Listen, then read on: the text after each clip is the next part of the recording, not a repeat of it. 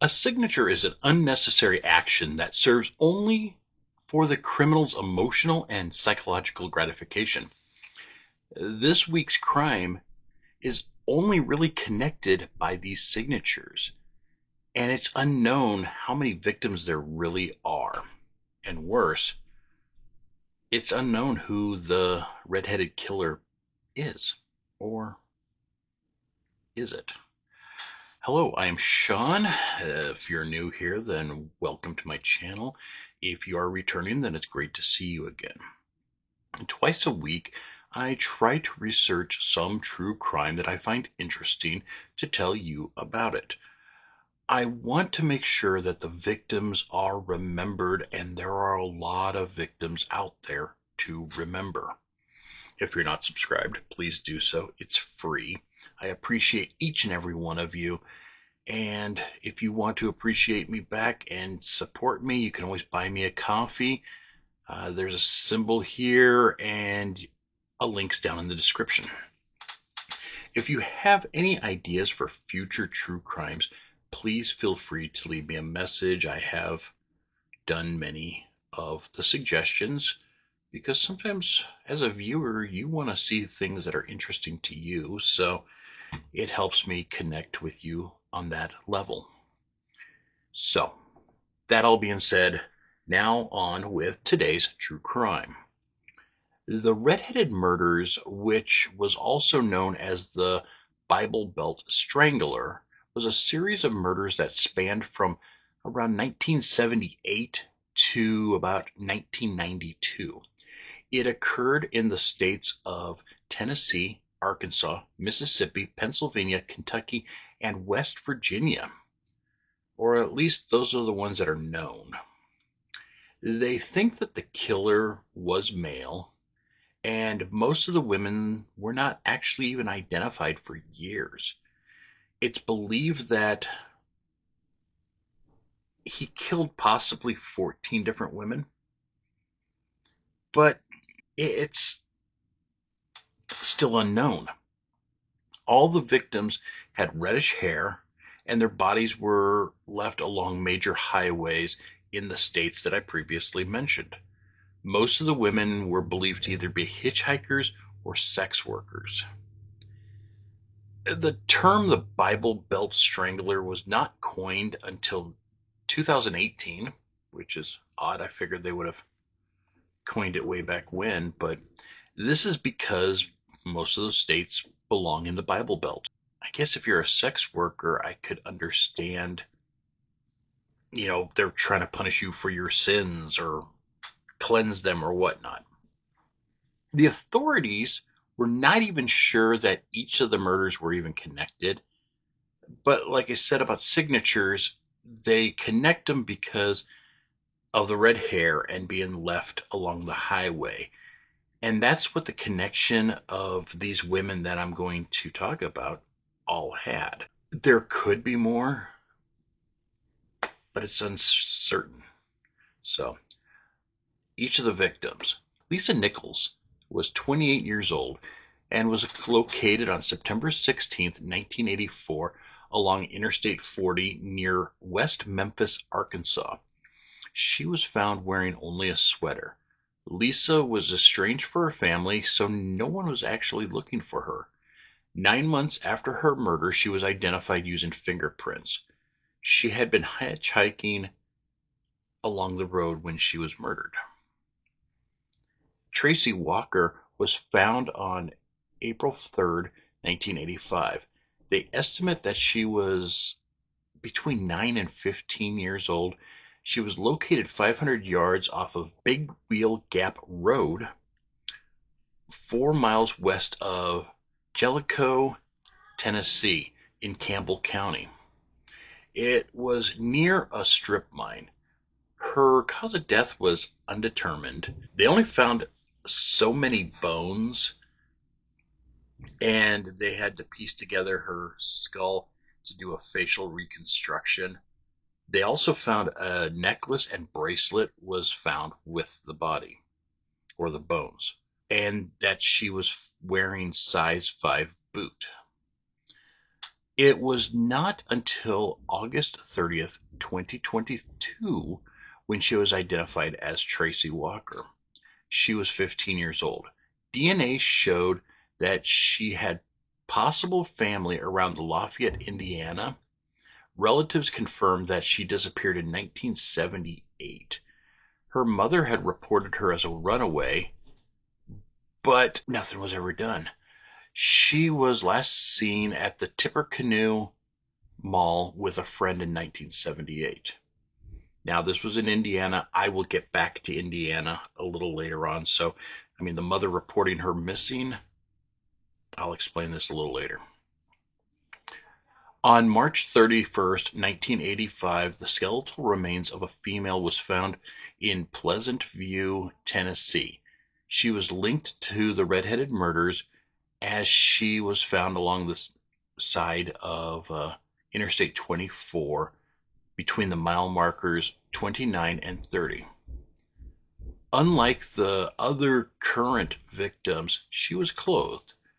She was believed to be between 31 and 40, and it was not until July of 2023 when she was identified as Michelle Lavon, I think it's Michelle Lavon Inman from Nashville, Tennessee. They used genetic genealogy and found family. On April 1st of 1985, a body was found in a large white fridge in Gray, Kentucky, along Route 25. She died of suffocation. She had only been deceased for a few days and was wearing only 2 necklaces and a pair of socks. She at first was a Jane Doe, and her funeral was televised for that area, and 500 people attended. From what I was reading, not much goes on in Gray, Kentucky, so that's the reason they televised it and went to the funeral because, it was a big happening for that town.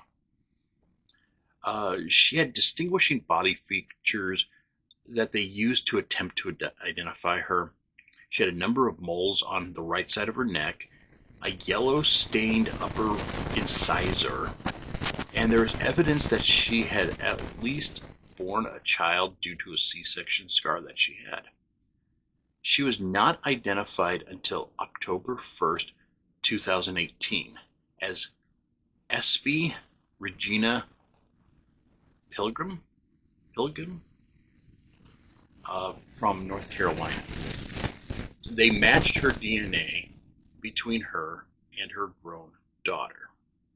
She had disappeared when her daughter was only 6 weeks old. She also had 4 other older kids than that daughter. So she was, I'm guessing, probably missed.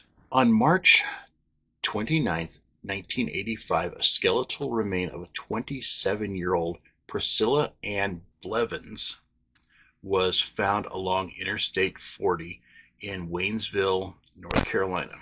She had gone missing in 1975. She was identified in 2012 with DNA and dental records. On May 25th, 1981, a body was found along the highway MM, and I had to look this up because, they usually have numbers and everything, and yeah, it's Highway MM near Dixon, Missouri. She was strangled and suffered extreme face trauma. They estimated her age between 25 and 40. She had black hair, but still fit with the other killings as she is found along the highway, and they lumped her in with the rest of the redheaded ladies. She was later identified in December of 2019 as Karen K. Nippers. On February 13, 1983, the unclothed body of a woman was found alongside Route 250 near Littleton, West Virginia. Her estimated age was 35 to 45. She had two scars. One was a C-section scar, and the other one was on her left index finger. She has never been identified. She's simply known as Wetzel County Jane Doe. And the only other information they gave was that she was 5 foot 10 inches tall. January 24th, 1985, a body was found outside of Olive Branch, Mississippi, along U.S. Highway 78 near the Coldwater River Bridge. She was strangled. Her name was Lori Pennell. She was 22 years old. She seemed to be a heavy smoker and a nail biter. She had 3 piercings in each ear. I could not find out how they found out what her name was. She was originally named DeSoto County Jane Doe, but how they connected that to her name being Lori, I don't know. I'm assuming like with the others, genetics, but everything I was reading, they didn't ever say. On April 14th, 1985, the body of a female was found outside of Greenville, Tennessee. She was killed with severe blunt force trauma and possible stab wounds. I don't know why they put possible stab wounds. I figured you'd be able to tell one way or another, but police were able to obtain fingerprints, DNA, and dental information. It was not until November of 2018 that she was identified as Elizabeth Lamont, who was 17 years old. On April 20th, 1985, a woman was found near Wrightsville, Arkansas, and she's never been identified either. They named her the Pulaski County Jane Doe. She's believed to be between 30 and 40 years old. Her manner of death was never released, and actually little has ever been made available about her case. So that is pretty sad that here is yet another Jane Doe that no one was looking for. Or else if they were looking for her, it wasn't in the national database. On August 29th, 1987, a woman was found in Roane County, Tennessee. She was believed to be between 35 and 50. She had a hysterectomy and a tracheotomy. She also had an old gunshot wound in her third thoracic vertebrae. They actually found the bullet still lodged in her spine. I'm not sure how that happens or why it was never removed. Doesn't sound like it was healthy, but it was healed over. So, I mean, this was an old one. That's not how she died. She was later identified as Betty Lou Winsley of Knox County in 2023. They did not divulge on how she was identified, so I'm just assuming DNA or that bullet wound that people might have remembered. No idea. On January 1st, 1985, the body of a woman was found off the interstate near Jellicoe, Tennessee. Another Jellicoe, Tennessee body that was found. She was bound and strangled. She was between the age of 17 and 25. They found that she was 10 to 12 weeks pregnant when she died. It was not until September 6th of 2018 that she was identified as Tina Marie McKinney Farmer by her fingerprints. I don't know why it took that long for fingerprints, but she was from Indiana and she was 21, and she was last seen with a trucker heading to Kentucky. She was reported missing in Indiana. So now we're back to Indiana, so I can explain from previously. Indiana did not enter her into the national database. Many states have a law that when people put in a missing persons report, they enter it into the national database. But Indiana did not. I don't know if they ever changed that law. I mean, you'd think that would be a very important thing to do. And I'm wondering if with the other couple Jane Does that they had, if maybe they're from Indiana or some other state that did not report it to the national database. But yeah, that's how they found Tina, is because it was finally matching. In 2019, DNA evidence linked her disappearance to Jerry Leon Johns as a man who killed her. He had already died in prison in 2015. He was convicted for the kidnapping of Linda uh, Shack from Knox County, Tennessee. He had bound her and strangled her and dumped her along I-40, but she survived. It was her testimony that put him behind bars. She also had red hair that matched the other descriptions, so he's connected to Tina, but it's unknown if he's connected to any of the others. I believe when I was reading a little bit more about him that he had been previously arrested for murdering somebody else. So, it could have been he could have killed a couple of these ladies at least. He was a truck driver, so another 32-year-old trucker was questioned after kidnapping a woman in Indiana again. She escaped and he was questioned about other cases. He was dismissed about being the killer. He was still prosecuted for other things though. In 2018, Alex Campbell, a teacher in Elizabethton, Tennessee, offered a sociology class. In the class, they studied these killings. The class identified 3 additional victims and provided a profile for the killer.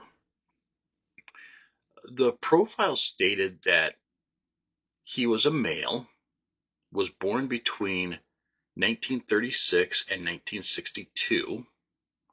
He was around 6 foot tall and had a stocky build. They felt that he lived around the Knoxville, Tennessee area and that he was a truck driver. They went on to say that he was white, right-handed, and possibly had an absent father and a domineering mother. At least a couple of the dead got some justice when he, died in prison. But was he responsible? Was he responsible for the other victims? This may never be answered.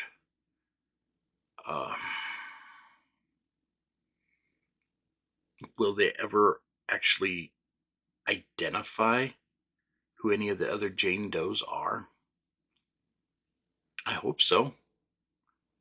But, I mean, you're talking about things that happened 40 years ago, and people have never reported them missing or anything like that, which is heartbreaking.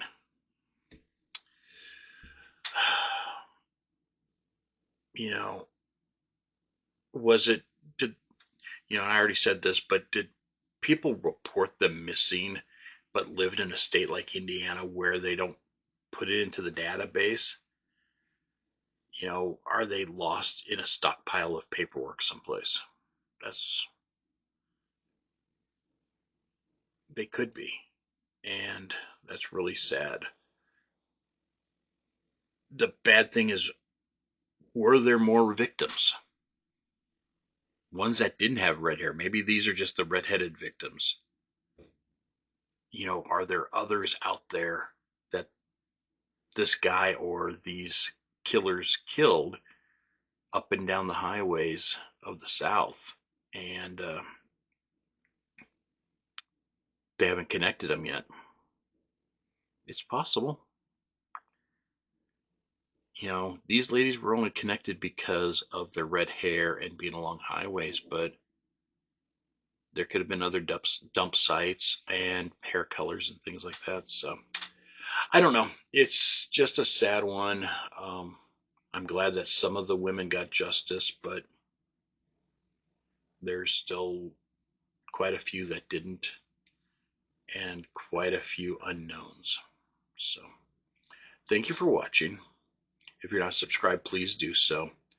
Be good to yourself. Be good to others. I love y'all. I will see you next time. Bye.